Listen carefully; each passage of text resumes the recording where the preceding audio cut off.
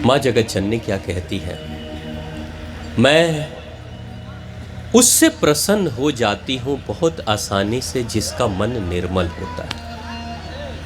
कोई छल छिद्र जिसके मन में न हो, माँ उससे तुरंत प्रसन्न हो जाती है।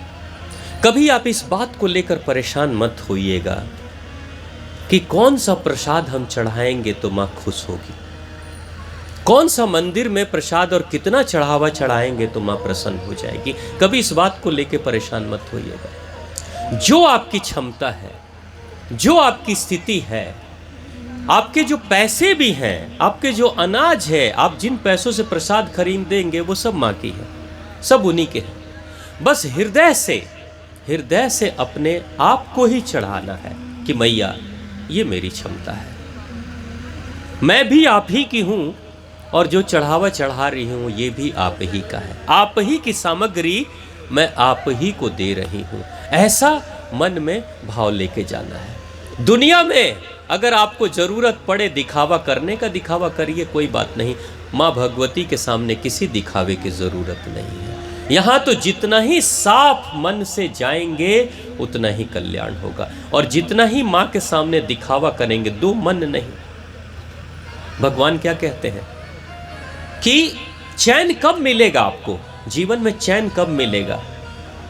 जीवन में चैन वहीं मिलता है जहां अमन होता है। अमन चैन बोलते हैं ना एक शब्द, अमन चैन बरकरार रखने की कोशिश की जा रही है। अमन चैन यानी चैन कहाँ मिलेगा? जहां अमन होगा, यानी ये मन के उठा पटक, जो छल कपट, ऊंच नीच, छोटा बड़ा जो भाव होता है ना मन में, ये सारा मन ही करता है, सारी बदमाशियां मन करता है। जब मन से परे चले जाओगे आप, अमन हो जाएगा। जैसा हूं वैसा हूं, मैं उतना ही पैर पसारूंगा जितनी मेरी चादर है। मुझे मेरी क्षमता अगर नहीं है तो दिखावा करने की मुझे कोई जरूरत नहीं है। जब आपका मन कुछ कहे, है ना, अब मैया आपको कहीं जाना है और पड़ोस की माता भी वहां जा रही है, उसने 2000 रुपये की साड़ी पहन रखी है, आपके पास 500 वाली साड़ी है, ये मत सोचिए अब कैसे पहन के जाइए 500 वाली, नकवा कट जाए, लोग का कहें। कभी नहीं सोचिए ऐसा। आपकी जितनी क्षमता है आप उसके अनुसार से जाइए और खुश रहिए। ये मन ही कहता है कि अरे वो 2000 की पहन रही है, वो 5000 की पहन रही है और आप तो 500 की पहन रहे ना। ये सब मन, सारी बदमाशी मन की है। मन से पार जाना है। अमन, मन जहां मिट जाए, मैं जैसा हूं वैसा हूं, बस मां, तभी वहां चैन आ जाएगा। अमन होगा तो चैन होगा। अब पड़ोस में किसी ने 5 कट्ठा जमीन लिखवा लिया और आपने नहीं लिखाया, तो आपके अंदर कुलबुलाहट होने लगेगी, बेचैनी होने लगेगी। अब कर्ज लेके ये करके वो करके कैसे भी करके लिखाएंगे, 6 कट्ठा लिखाएंगे, ये लो देखो हमने भी लिखवा लिया। तो मन कहेगा वाह अब तुम ठीक हो। नहीं, मन आपको उस बेचैनी में बढ़ा रहा है। खूब कल्याण हो बच्चे, खूब मंगल हो, खुश।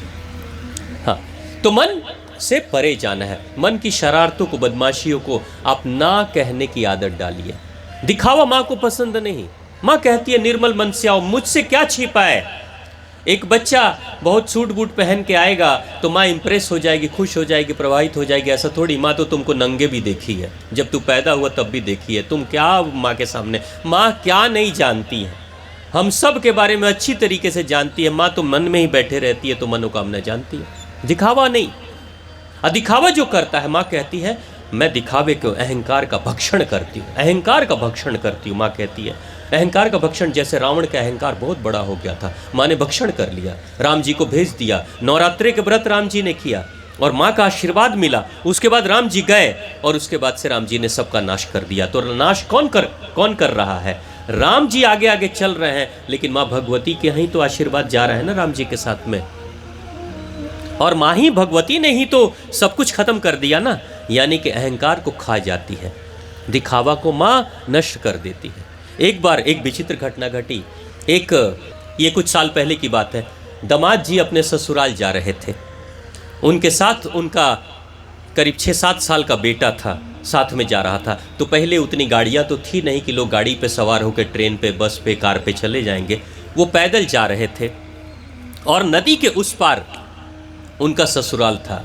नदिया के पार फिल्म देखले बनी न, नदिया के ऊपर, हाँ, ससुराल रहे उनकर। अब दामाद जी जात रहनी। अब पहले के जो दामाद जी रहे लोग, तो वो लोग जब जाए नो तो वो खाली एक घर के दामाद ना रहे लोग, वो पूरा गांव के दामाद बन जाए लोग, इतना इज्जत मिले। होत रहे, प्रणाम प्रणाम, खुश रही खुश रही। हाँ, तो पहले क्या होता था कि वो पूरे मतलब पूरे गांव में एक दामाद अगर एक घर में आ गया तो उस दामाद को लोग बुला बुला के अपने घर ले जाएंगे, खाना पीना खिलाएंगे, क्योंकि वो पूरे गांव का दामाद जैसा हो गया। हर लोग करते थे ऐसा, पहले होता था। माताएं आप लोगों ने भी देखा होगा, आज भी होता है, थोड़ा कम होता है लेकिन होता तो है। तो दामाद जी लोग मतलब अगर अपने ससुराल पहुंच जाते थे तो वो उस समय के लिए राजा महाराजा जैसे होके जाते थे। दामाद जी कहाँ उठेंगे, कहाँ बैठेंगे, क्या खाएंगे, सुबह के नाश्ते में क्या, तो दिन में क्या, कहाँ सोएंगे, चादर कौन सी होगी, हाँ, ये सारा कुछ होता था। अब दामाद जी जा रहे अपने ससुराल। अब वहाँ पे साला साली भी है और एक बूढ़ी सासू माँ भी है जो बहुत बूढ़ी है, ऊंचा सुनती है, थोड़ा कम सुनती है, लेकिन वो भी है। अब दामाद जी के साथ में उनका 6-7 साल का बेटा भी था साथ में। उसको पैदल लेके जा रहे थे, नदिया के उस पार जाना था। नदी में नाव नहीं चल रही थी, कैसे भी करके वो पार हो गए, नदी के उस पार हुए, जहाँ पानी कम था वहाँ से पार हुए और रेत में चल रहे थे। कई किलोमीटर की यात्रा थी। अब बच्चे को भूख लग रही थी, धीरे धीरे उंगली खींच रहा था, बाबूजी बहुत भूख लगता है, चलो ओइजा खइया, ओइजा बहुत अच्छा अच्छा पकवान आज बनल हो कि ओइजा खइया, ठीक बा, लेकिन हाँ मत कहिया कि कुछ नहीं खी रास्ता में खइले। जब हम पूछम नु तो कह दिया बाबूजी खूब खियावत लिया निया। हाँ, कोनो चीज़ अगर आई तो हवाक से हाथ मत लगा लिया, ना तो इज्जत चल जाई हमार। चलो ओइजा खियाएम। तो ये रास्ते में उसको कुछ खिलाए नहीं, कुछ भी खिलाए नहीं, लेकिन उसको सिखाते ले जा रहे थे कि जाके कहिए कि बाबूजी हमरा के रास्ता में, नानी माँ पूछियन, हाँ तहार मामा जी पूछियन कि भूख लागल बा, तो कहिए ना पिताजी हमरा के रास्ता में खूब मिठाई खियावत ले निया। यह बात तारा कहे के बा, ना तो हमारी इज्जत चल जाई।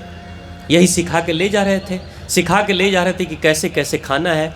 अगर कोई प्लेट आ जाए, जैसे होता नहीं है कि कोई मेहमान आता है और बिस्किट वस्किट, ड्राई फ्रूट और मिठाई लड्डू वड्डू आ जाए, तो उसके बाद से घर के जो बच्चे होते हैं ना छोटे वाले, वो देखते देखते आते हैं, टुकुर टुकुर उसी को देखते हैं और धीरे से हाथ लगा लेते हैं। हाँ, होता है कि नहीं। एक बार गए थे, हम गए थे, मेरे साथ में 1-2 लोग थे, वहाँ के क्षेत्र के एमएलए वगैरह थे। तो हम लोग एक मेहमान के घर पे एक जगह पे गए, बड़े सम्मान से उन्होंने बुलाया था। अब जब हम लोग 5-6 लोग जाकर बैठे तो उसके बाद से घर के जो भाई साहब थे वो हम लोगों के लिए खूब बढ़िया बढ़िया ड्राई फ्रूट्स और लड्डू पेड़े ये सब लेकर एकदम टेबल के ऊपर रख दिए। अब रख दिए तो देखते ही अब मुंह में पानी तो आने लगा। फिर हम लोग सोचे अच्छा ठीक है, अच्छा तो लग रहा है देखने में, अब लेकिन अच्छा लग रहा है तो तुरंत थोड़ी टूट पड़ेंगे उसके ऊपर, थोड़ा तो रहेंगे ना कंट्रोल में। तो अभी हम लोग कंट्रोल में थे, अब सोच रहे थे कौन शुरू करेगा, कहाँ से कौन, कोई एक हाथ बढ़ाएगा तब तो फिर खाएंगे। तो अभी अब सब लोग उधेड़ बुन में हैं, तब तक उसी घर से एक मोटा बच्चा इतना थुल थुल ऐसे ऐसे चल के आ रहा है। हम लोग को देख के प्रणाम, सबको देखा, घूर लिया, प्रणाम कर लिया, बोले प्रणाम बेटा। उसके बाद से हम लोग को देखा ऊपर और सीधे नीचे, शिकार तो नीचे लौका था, मटेरियल तो नीचे बा, अब नीचे देख रहा है। अब एक हाथ से पूरा उठाया, लड्डू वड्डू सब लेके दूसरे हाथ से उठाया और उसके बाद मुंह में डाल के खाने लगा। अब हम लोग सब एक दूसरे को देख रहे हैं, शिकार हमनी के, शिकार करो तक के हुआ। हाँ, धीरे धीरे करके वो आधा से ज़्यादा प्लेट साफ कर दिया। अब कौन बोले, उसी घर का बच्चा है, उसी घर से लड्डू आया है, अब हम कैसे मना करें कि भाई बेटा मत खा। घर वाला कोई था नहीं, वो हवक के आधा प्लेट खा गया, कुछ छीट छाट भी दिया। अब उसके बाद से खा पी के और उधर खेलने चला गया। अब तब तक घर के भैया आ रहे हैं तो बोले, अंदर से बोले आप लोग लीजिए लीजिए लीजिए, देख रहे हैं प्लेट तो आधा खाली है। तो समझ गए कि हम लोग खा लिए हैं, वो समझ गए हम लोग खा लिए। अब उसके बाद वो चाय वाय लाए तो चाय पीजिए आप लोग, चाय पीजिए। उनको लगा नाश्ता हो गया है, नौकर को तुरंत बुलाए, ए बाबू हटाओ प्लेट, हटाओ ले जा। प्लेट चल गई हमनी के लगे से। हाँ, ओकरा बाद हमनी के चाय या पानी पी के संतोष कर ले निसन, मतलब आँख से देख ले निसन लड्डू पेड़ा, बस मिलल ना। हाँ वही हालत हो जाला नु कभी कभी बच्चा लोग के। तो वैसे ही बच्चे को सिखा के ले जा रहे थे कि हवाक से मत टूट पड़ी, अगर कोनो चीज़ खाए के मिली तो आराम से चुपचाप रहिए, गंभीर बन के बैठिए। हाँ, आ केहू नानी पूछियन, मामा जी पूछियन, फुआ लोग पूछी लोग, मौसी लोग पूछी लोग, तो कहिए कि खूब खिया के बाबूजी लिए नहीं आ। और सुना, कोनो चीज़ अच्छा मिली खाए के नु तो इनमें से थोड़ा सा चीज़ निकाल दिया, सिखा रहे थे, थोड़ा सा निकाल दिया, सब ना खाए के चाहिए, कुछ बचा लेवे के चाहिए। तो बोला बाबूजी काहे निकाले मैं, कौन सी निकाले, जौन सबसे स्वादिष्ट होखी, टेस्टी होखी, ओकरे के थोड़ा सा निकालल जाला। तो काहे निकालल जाला, अरे ओकरा के इज्जत कहल जाला, ओकरा के इज्जत कहल जाला। कुछ लोग होला नु कि थोड़ा सा निकाल दी, तो ठीक बा बाबूजी का निकालेम, जौन सबसे स्वादिष्ट तारा लगी ओकरे में से थोड़ा सा निकाल के थाली में साइड कर दिया, सब मत खा जाइए, नहीं तो लोग कहीं भूखड़ बाटे सब खा गई। सब ना खाए के चाहिए, थोड़ा सा कम खाए के चाहिए, थोड़ा निकाल देवे के चाहिए। चलो भाई हो गया, ट्रेनिंग मिल गई बच्चे को। अब ये धीरे धीरे करके अब बच्चे को खिला कुछ नहीं रहे, भूख लग रही है, पहुँच गए ससुराल थके उकर। अब बच्चा जब बैठा, नानी माँ पहुँची, प्रणाम उर्णाम किए, अरे दामाद जी आयल बनी, दामाद जी आयल बनी, सब लोग आओ भगत में लग गए हैं, दामाद जी को बैठाया जाए, कहाँ उठाया कहाँ बैठाया जाए, पंखा हिला रही नानी माँ। बउआ के अपना एथी के बच्चा जौन बाटे, भूख लागल बताहरा, ना ना नानी माँ हमरा के बाबूजी बहुत खियात ले आवल बनी, बहुत कुछ खिया, का खैला हुआ, पेड़ा खियनिया, लड्डू खियनिया, हनु सब मिठाई खियलिया, वाह बहुत बढ़िया। अब अंदर से तो बेचारा खोखला है, अंदर से तो चूहे कूद रहे हैं, लेकिन ऊपर से बोला कि सब खिया के ले आइल बनी। अच्छा अच्छा ठीक बा, भूख लागल बा। हाँ, तो नानी माँ का ठीक बता रहा खातिर बड़ी अच्छा चीज़ बनता, खुशबू। अब बच्चा अब क्या करे, खाना तो मिल नहीं रहा, तो सांस ही ले रहा था लंबी लंबी, पूड़ी की खुशबू, कचौड़ी की खुशबू, खीर की खुशबू आ रही थी रसोई घर से। वो सांस ले लेके सोचा थोड़ा तृप्त हो ले। अब थोड़ी देर आपस में बात कर रहे हैं, दामाद जी बात कर रहे हैं, तो दामाद जी के जो साली है वो है, साला है वो है, तो सासू माँ है, सब लोग आके बात कर रहे हैं, अगल बगल को पड़ोसी की बात कर रहे हैं। अब बच्चे का ध्यान तो भोजन पे है कि कब खाना आई कि कुछ खाएं, भूख लागल बा बहुत तेज़ी से। आधा एक घंटा के बाद खाना आया। अब खाना आया तो दोनों लोग के लिए आसन बिछा दिए गए ज़मीन पे बैठने के लिए, फर्स्ट क्लास, दोनों बैठ गए, बच्चा भी बैठ गया, बाबूजी भी बगल में बैठ गए, और नानी माँ पंखा हिलाने लगी वहाँ से। अब खाना एक एक करके खाना, पूड़ी है तो कचौड़ी है तो पेड़े है तो लड्डू है तो खीर है, ये सब कुछ उसमें आया खाने में, थाली के साथ में। अब बाबूजी प्रणाम किए भोजन को, वो भी प्रणाम कर लिया। उसके बाद से हाथ जब धीरे से बढ़ा रहा है खाने के लिए, तो बाबूजी जी बाबूजी इज्जत निकालना, इज्जत पहले निकाल तब खा। तो वो क्या किया, अब उसको पता है कि खीर सबसे स्वादिष्ट है, उसमें बच्चे को खीर बड़ी अच्छी लगती है, तो उसने क्या किया, खीर में से ही थोड़ा सा खीर साइड कर दिया निकाल के, मतलब थाली में ही किनारे कर दिया। ये इज्जत है। अब ठीक है, अब बाबूजी बोले हाँ अब खाओ, धीरे धीरे खाने लगे, धीरे धीरे खाने लगे। अब जब खाते खाते बच्चे को भूख लगी थी, वो पूरा खाना खा गया, पूरा खा गया। अब नानी माँ पूछती हैं, सासू माँ पूछती हैं दामाद जी के कि बाबू और ले आई, पूड़ी ले आई, खीर ले, ना ना पेट भरल बटे, हमनी के रास्ता में खूब खाता ही नहीं असन।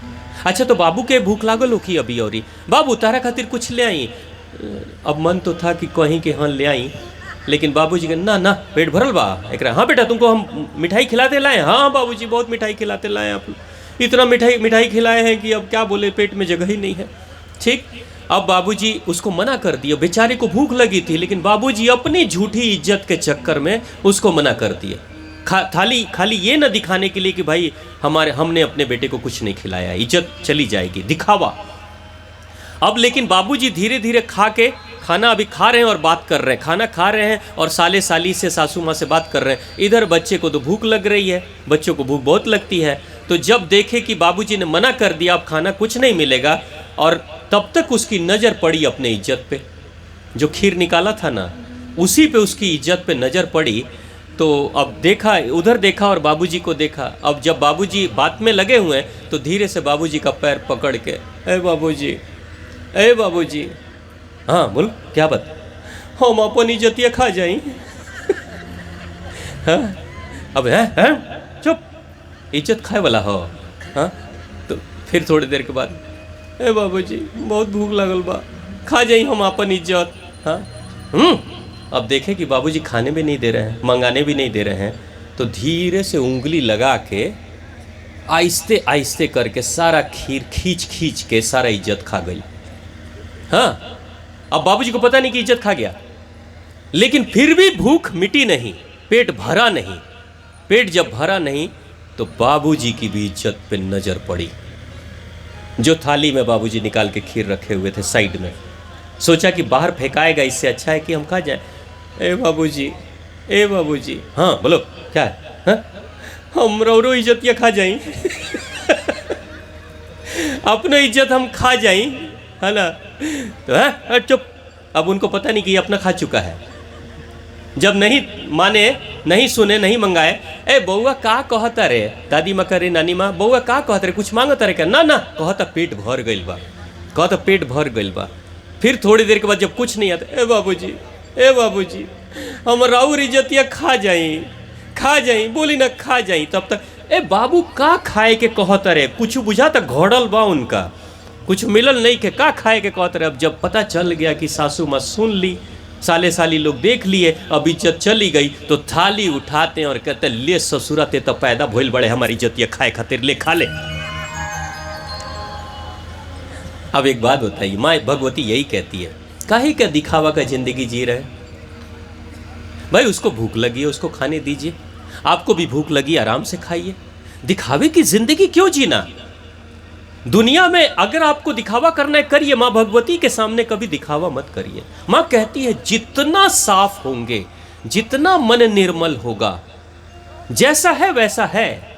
अगर जितना ही निर्मल होते जाएंगे, उतना ही माँ भगवती के सानिध्य में करीब पहुंचते चले जाएंगे। और जब माँ भगवती के सानिध्य में आप धीरे धीरे जाएंगे, निर्मल मन होकर जाएंगे, तो आहिस्ते आहिस्ते माँ अपनी शरण में आपको लेने लगती है, माँ की कृपा बरसने लगती है। लेकिन माँ जब बहुत करीब पहुंच जाएंगे ना, तो माँ कभी कभी परीक्षा भी लेती है। माँ भगवती परीक्षा भी लेती है, और परीक्षा सिर्फ इंसानों की नहीं, माँ भगवती ने तो देवी देवताओं की भी परीक्षा ली है। जिस समय भगवती सीता माता का अपहरण हो गया था और राम जी को खबर मिल गई कि रावण ही अपहरण करके ले गया है, और रावण के सेना के ऊपर हमला करने के लिए, लंका पे हमला करने के लिए राम जी अपनी सेना भी लगभग तैयार कर रहे थे, और सुग्रीव राजा बन चुका था, बाली की हत्या हो गई थी, वध हो गया था, और सुग्रीव को प्रभु श्री राम ने राजा बना दिया था। तो सुग्रीव ने वादा किया था कि प्रभु जी मैं अपनी सेना लेकर चलूंगा और सीता मैया को मुक्त कराऊंगा रावण से। लेकिन राजा बनने के बाद सुग्रीव भूल गया, मौज मस्ती में लग गया, और जब भूल गया तो प्रभु श्री राम इंतजार करने लगे। उसी समय उनके मन में विचार आया कि मैं ही अपनी सेना खड़ी करके और मैं खुद युद्ध करने जाता हूँ, रावण से युद्ध करूंगा। बलशाली थे, शक्तिशाली थे, उनको अपनी शक्ति पे भरोसा था। उसी समय नारद ऋषि आते हैं। नारायण नारायण, प्रेम से बोलिए नारद जी महाराज की, प्रभु श्री राम की, माते भगवती की।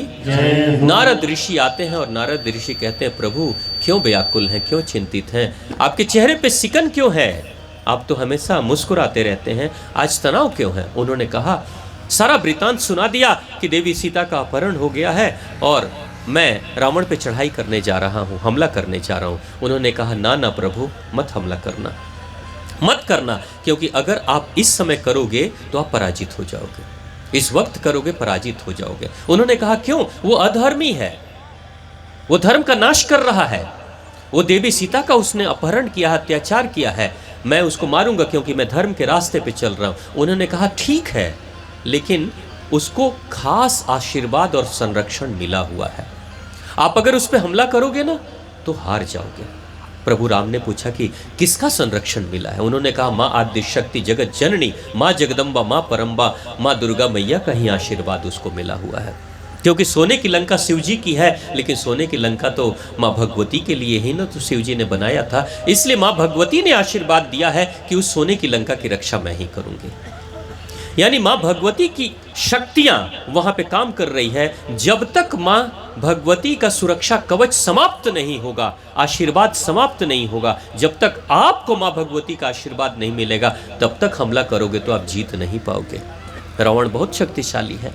उन्होंने कहा, देवऋषि नारद आप बताओ फिर मैं क्या करूं? जब राम जी ने पूछा तो उन्होंने कहा, देखो नवरात्रि का व्रत करो, 9 दिनों तक माँ की उपासना करो, और माँ की उपासना जब आप करोगे तो एक खास विधि से पूजा करोगे तो माँ प्रसन्न हो जाएगी। और अगर माँ प्रसन्न हो गई, उसके बाद से अगर माँ का आशीर्वाद आपको मिल गया तो दुनिया की कोई शक्ति नहीं जो आपको पराजित कर सके, क्योंकि उसी माँ की शक्ति से वो इतना बलशाली और सुरक्षित है। वही माँ का आशीर्वाद आप भी ले लो। पूछा भगवान श्री राम ने कि कैसी विधि है, तो उन्होंने कहा कि 9 दिनों के उपवास में, 9 दिनों के व्रत में आप लगातार माँ के मंत्र का जाप करोगे, माँ का आह्वान करोगे, हृदय की गहराई से माँ का आह्वान। उन्होंने कहा मैं जंगल में रहता हूं, मेरे पास कोई सामग्री नहीं है माँ को चढ़ाने के लिए, माँ मेरी पूजा से कैसे प्रसन्न होगी, मेरे पास कोई नैवेद्य नहीं है, कुछ भी नहीं है, क्या चढ़ाऊंगा। उन्होंने कहा कोई सामग्री की जरूरत नहीं है, माँ भगवती आपके भाव को देखती है, आपकी स्थिति को जानती है, आप जिस भाव से हो उस भाव को चढ़ा दो, क्योंकि भाव से भगवान प्रसन्न हो जाते हैं। भाव का गहरा संबंध भगवान से है। आपका है भाव, मनुष्य का है भाव, और भगवान के पास भी भाव। भाव के तार से एक मनुष्य भगवान से जुड़ जाता है, इसलिए भाव ही चढ़ा देना।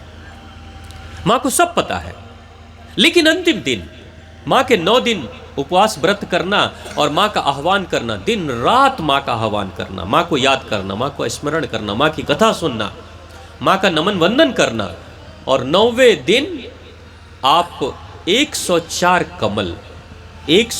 कमल पुष्प माँ के मंत्र जाप के साथ में, एक मंत्र जाप करना, एक कमल पुष्प चढ़ाना, दूसरा मंत्र जाप करना, दूसरा कमल पुष्प चढ़ाना, ऐसे कर करके 104 कमल पुष्प चढ़ा देना। अगर आप 104 कमल पुष्प चढ़ा दोगे माँ भगवती को अंतिम दिन, 9वीं के दिन, तो हो सकता है माँ प्रसन्न हो जाए। और अगर माँ प्रसन्न हो जाएगी तो आपको आशीर्वाद और विजय श्री का आशीर्वाद मिलेगा, जिससे कि तीनों लोक का विजेता रावण को भी आप बहुत आसानी से पराजित कर पाओगे। उन्होंने सारी विधि बता दी और विधि बताकर अंतर ध्यान हो गए, वो चले गए। प्रभु श्री राम शुभ मुहूर्त देखकर नवरात्रि के व्रत के लिए उन्होंने तैयारी कर ली। भ्राता लक्ष्मण को उन्होंने कहा कि मुझे माँ को प्रसन्न करने के लिए माँ की उपासना करनी है। तो उन्होंने कहा ठीक है भैया। रोज सुबह के वक्त में ब्रह्म मुहूर्त में ही उठ जाते थे, स्नान कर लेते थे, और मिट्टी की एक लिपाई, कुटिया के बाहर एक मिट्टी का स्थान